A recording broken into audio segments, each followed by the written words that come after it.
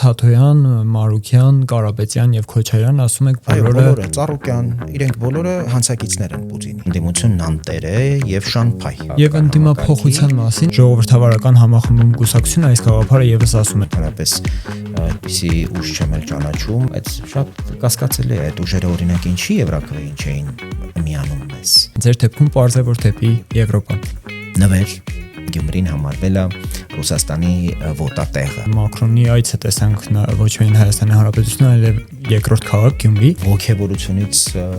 ցնծում էի, որ Մակրոնը Գյումրի էր եկել։ Դեպ ես հիշում եմ նաև Պուտինի այցը, որը վախ ու սարսափ էր։ Թրիպը այնուամենայնիվ իրականություն կդառնա, արդյոք հայ-իրանական հարաբերությունները չի տուժելու սրանից։ Պիտի առաջարկենք Իրանին մեր ունեցած կապերը Միացյալ Նահանգների հետ, իսկ մենք շատ լավ հարաբերություններ ունենք։